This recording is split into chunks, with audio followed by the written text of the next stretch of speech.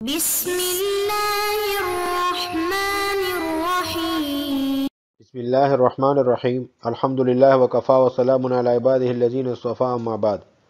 عزیز طلبہ، شرح الجمی کا سبق نمبر 15 شروع کر رہے ہیں۔ اعلم ان کلام المصنف سے لے کر فی فعل و اسم تک پڑھیں گے۔ اعلم ان کلام المصنف ظاہر فی ان نحو ضربت زیدا قائما بمجموعہ کلام۔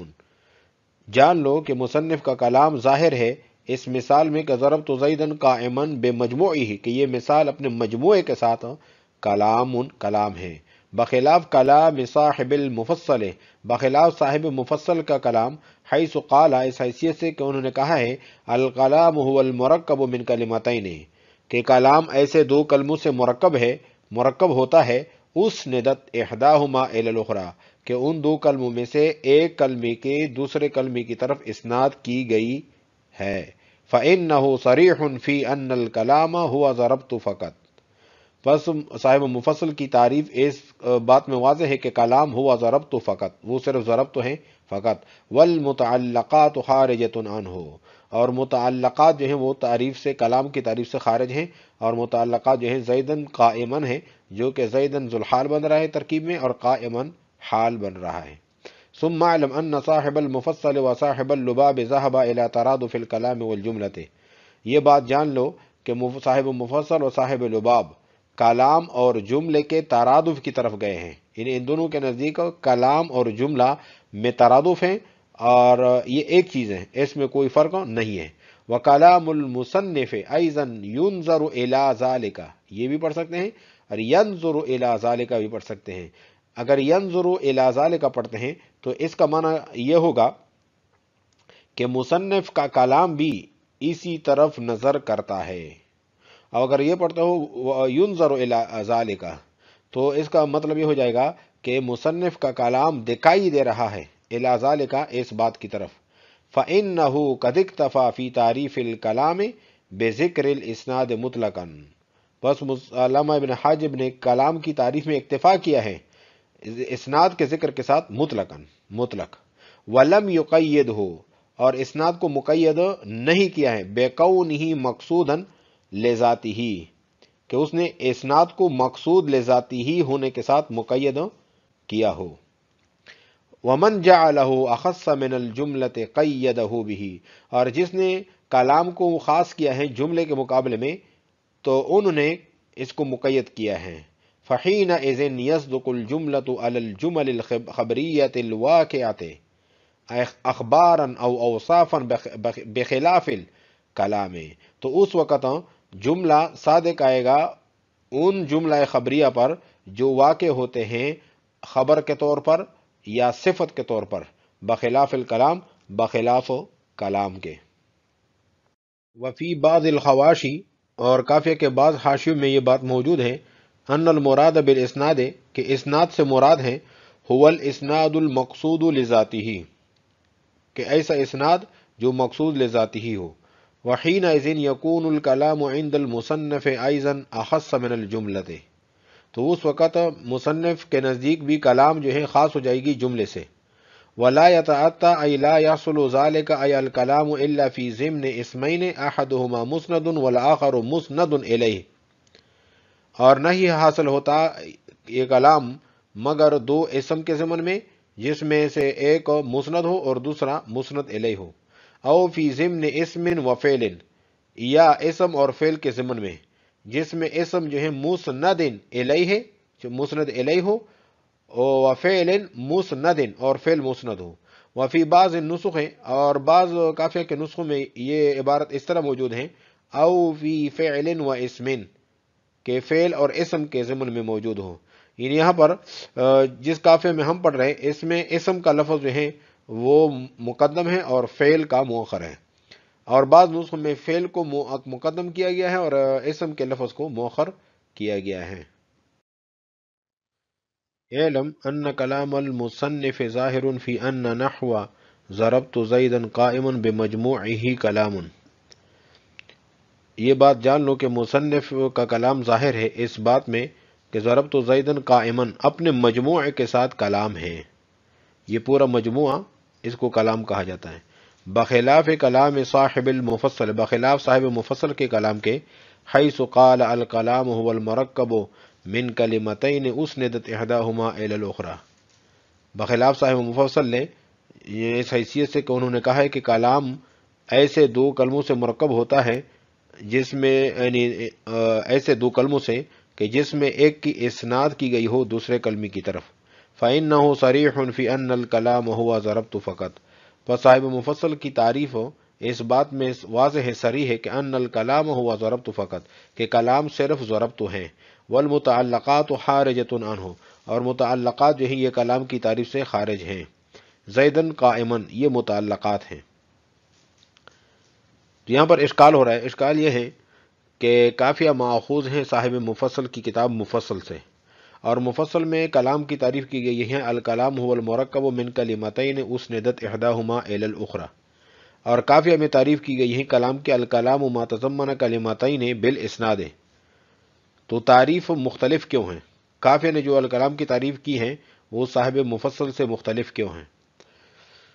اس کا جواب یہ ہے کہ اصل میں علامہ ابن حاجب اور صاحب مفصل کا اس بات میں اختلاف ہے کہ متعلقات کلام یہ کلام کی تعریف میں داخل ہیں یا نہیں. اس اختلاف کی بنا پر دونوں نے تعریف بھی کلام کی مختلف کی ہے. ثم اعلم ان صاحب المفصل و صاحب اللباب ذهب الى ترادف الكلام والجملة. یہ جان لو کہ صاحب مفصل اور صاحب لباب کلام اور جملے کے ترادف کی طرف گئے ہیں. یعنی دونوں کے نزدیک کلام اور جملے میں ترادف ہیں، دونوں مترادف ہیں، اس میں کوئی فرق نہیں. وکلام المصنف ایضا ينظر الى ذلك، اور مصنف کا کلام بھی اسی بات کی طرف دکھائی دے رہا ہے. فإنه قد اکتفى في تعریف الکلام بذکر الاسناد مطلقا.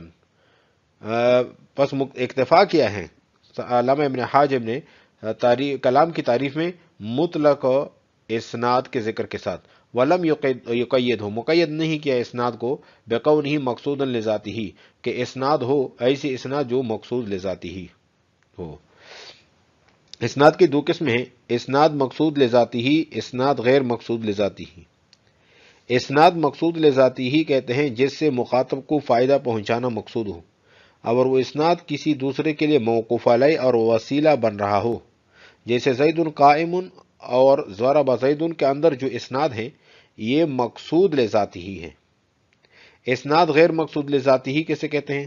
جو کسی دوسرے اسناد کے لیے موقوف علیہ اور وسیلہ بن رہا ہو، جیسا کہ وہ جملے خبریے جو کسی مبتدا کے لیے خبر بن رہے ہوتے ہیں یا کسی موصوف کی صفت بن رہے ہوتے ہیں.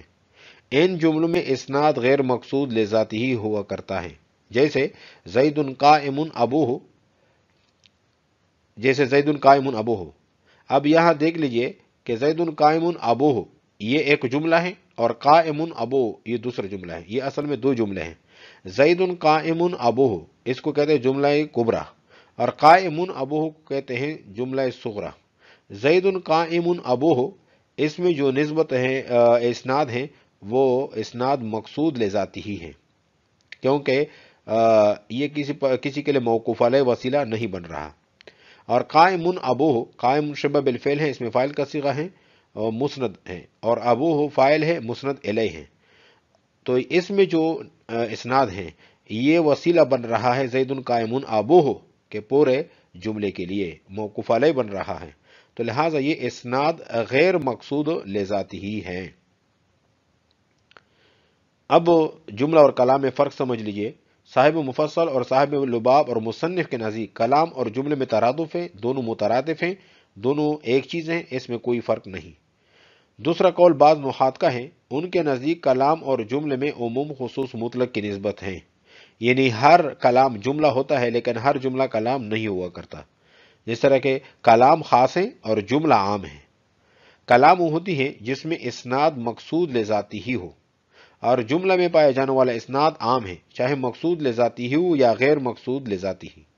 زید قائم ابوہ کو کلام بھی کہہ سکتے ہیں اور جملہ بھی کہہ سکتے ہیں، لیکن صرف قائم ابوہ پر جملے کا اطلاق ہو سکتا ہے، کلام کا اطلاق نہیں ہو سکتا. ومن جعله أخص من الجملة قيده به فحينئذ يصدق الجملة على الجمل الخبرية الواقعة أخبارا أو أوصافا بخلاف الکلام.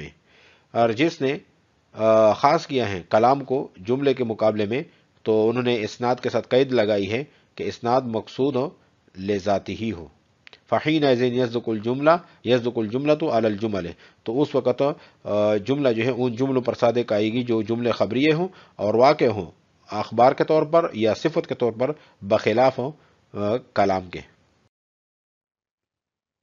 وفی بعض الحواشی ان المراد بالاسناد هو الاسناد المقصود لذاته. یہاں سے علامہ ہندی کا قول بیان کر رہے ہیں. بعض الحواشی سے علامہ ہندی کا قول مراد ہے. علامہ ہندی کہتے ہیں کہ ماتن کی عبارت میں جو لفظ اسناد مطلق ہیں اس سے مراد اسناد مقصود لذاتی ہی ہے، لہٰذا اس کے نزدیک بھی کلام خاص ہیں اور جملہ عام ہیں. اس لیے یہ بات اس لیے کہ الاسناد پر الف لام داخل ہیں جو عہدی ہیں اور معہود اسناد مقصود لذاتی ہی ہیں. ان المراد بالاسناد هو الاسناد المقصود لذاته، اسناد سے مراد اسناد مقصود لذاتی ہی ہے. وحینئذ یکون الکلام عند المصنف ایضا اخص من الجملۃ. اگر یہ علامہ ہندی کی بات مان لی جائے کہ بعض حاشیوں میں یہ بات لکھی ہوئی ہے تو علامہ ابن حاجب کے نزدیک بھی کلام خاص ہو جائے گی جملے کے مقابلے میں. ولا یتعطى ای لا یحصل ذلك ای الکلام. لا یتعطى پہ اشکال ہو رہا ہے. اشکال یہ ہے کہ لا یتعطى اتیان سے مشتق ہیں اور اتیان جو ہے یہ زیروح کا حاصہ ہے اور کلام تو غیر زیروح ہیں. آپ نے اس کے لیے اتیان کا لفظ کیوں استعمال کیا ہے؟ تو اس کے جواب یہ ہے کہ اتیان حصول کو لازم ہے، تو اتیان ہوا ملزوم اور حصول ہوا لازم. تو اتیان جو ہے یہ کنایہ ہے لا یحصل سے. ای الکلام یہ ذالکا کا مشار الیہ ہے. الا فی ضمن اسمین، دو اسم کے ضمن میں. تو یہ جو ہے اس پر اشکال ہو رہا ہے کہ یہ آپ کی عبارت صحیح نہیں ہے، کیونکہ فی ظرفیت کے لیے آتی ہے اور اس کا ما بعد ظرف بنتا ہے اور ما قبل مظروف بنتا ہے اور ان دونوں میں مغایرت ہوتی ہے. ظرف اور مظروف میں مغایرت ہوا کرتی ہے اور یہاں مظروف تو کلام ہے اور ظرف اسمین ہے اور اسمین بھی کلام ہوتے ہیں.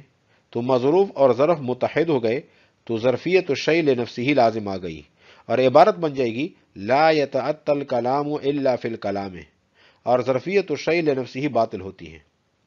تو اس کا جواب یہ ہے کہ شارح نے الا فی اسمین کے ضمن میں یعنی درمیان میں ضمن کا لفظ جو ہے ذکر کیا ہے الا فی ضمن اسمین، جس کی وجہ سے ظرفیت الشیء لنفسہ لازم نہیں آ رہی بلکہ ظرفیت الخاص للعام ہے اور یہ درست ہوتی ہے کیونکہ خاص کے ضمن میں عام موجود ہوتا ہے.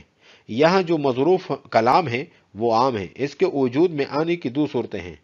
کلام بنتا ہے یا تو دو اسموں کی صورت میں اور یا اسم اور فعل کی صورت میں، اور اس دو اسموں یعنی اسمین کی صورت میں جو کلام وجود میں آتی ہیں وہ خاص ہوتی ہیں مطلق کلام سے. تو ظرف خاص ہوا اور مظروف عام ہوا، تو یہ عبارت جو ہے یہ ظرفیت الخاص للعام کے قبیل سے ہیں. لا یحصل ذالک ای الکلام، کلام حاصل نہیں ہوتا الا فی ضمن اسمین مگر دو اسم کے ضمن میں، احدہما مسند والآخر مسند الیہ، کہ ان میں سے ایک جو ہے مسند ہو دوسرا مسند الیہ ہو. تو اس پر اشکال ہو رہا ہے. اشکال یہ ہے کہ آپ نے دو اسم کا ذکر کیا تو میں آپ کو ایسی مثال بتاتا ہوں جس میں دو اسم ہیں لیکن کلام اس سے نہیں بنتا. جس طرح کہ غلام و زیدن، تو غلام بھی اسم ہے اور زیدن بھی اسم ہے لیکن اس کو کوئی کلام نہیں کہتے اور کلام اس سے نہیں بنتا. تو اس کا یہ جواب دیا ہے کہ کلام سے مطلق دو اسم مراد نہیں ہے کہ کلام بنتا ہو دو اسم سے. تو دو اسم مراد دو اسم سے مطلق دو اسم نہیں ہے بلکہ ایسے دو اسم جس میں سے ایک مسند ہو اور دوسرا مسند الیہ بن رہا ہو.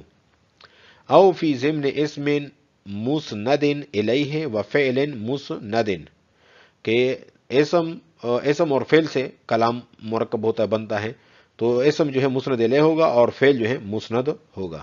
وفی بعض النسخ، اور کافی کے بعض نسخ میں عبارت اس طرح بھی مذکور ہے او فی فعل و اسم، یعنی جس کافی میں ہم پڑھ رہے ہیں اس میں تو اسم کا لفظ جو ہے مقدم ہے اور فعل کا مؤخر ہے، اور بعض نسخوں میں فعل کو مقدم کیا گیا ہے اور اسم کو مؤخر کیا گیا ہے۔